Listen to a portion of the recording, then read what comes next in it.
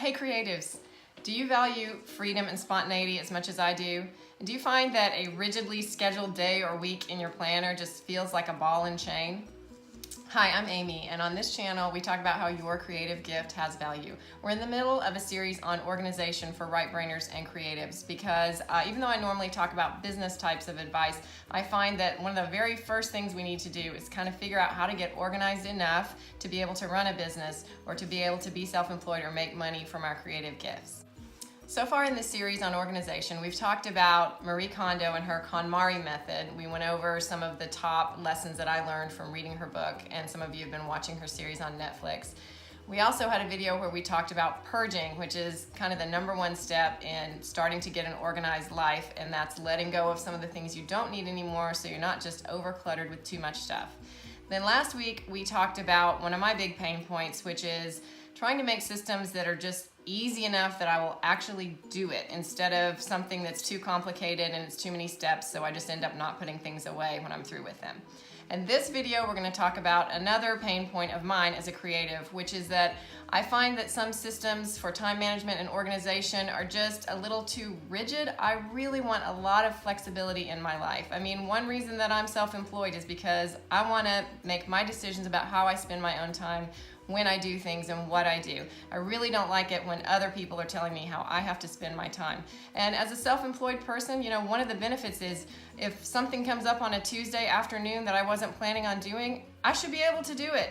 You know, I'm self-employed. That's one of the perks, so I want to enjoy it. So we're going to talk in this video about some of the ways that we can create systems that have structure, but structure that's still flexible enough that we can change things as we go.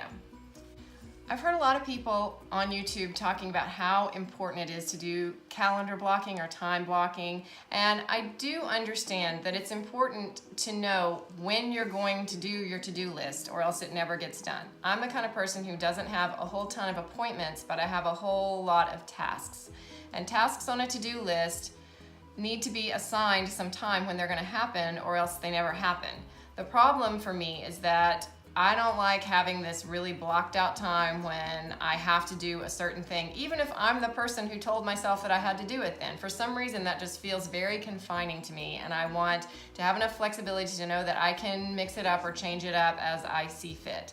So one of the things that I like to do is try and create systems where I can block out time, or I know the tasks I need to do, but I can kind of switch them around as I need to. Now, I've got to say something really obvious right here, which is if you're a person who's comfortable doing your planning and time management all on the computer, which is a great way to do it, then you should check out videos on Asana, Trello, Evernote. There are a whole lot of tools that help you be able to plan and make lists and flow charts for work and projects.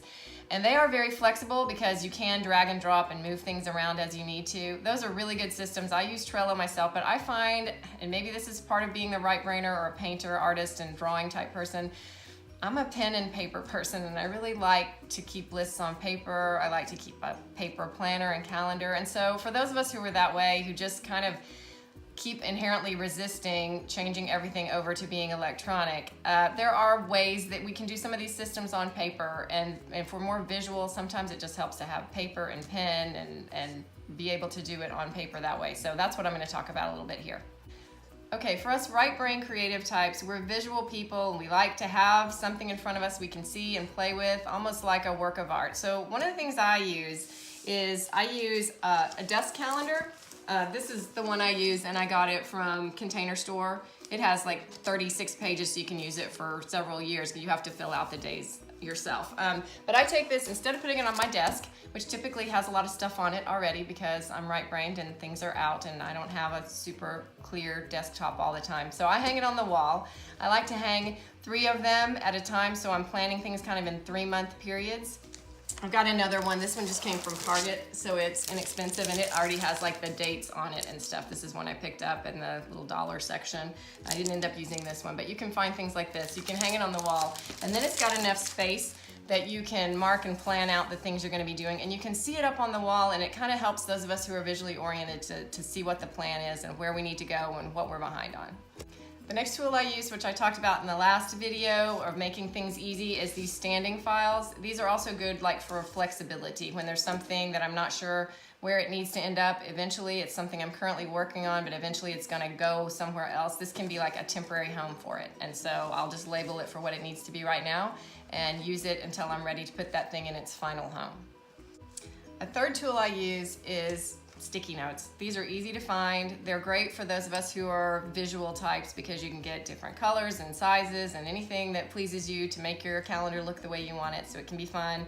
Making organizing fun is one of the tricks that we need to do as right-brainers to make it something that we'll keep up with. So sticky notes are great.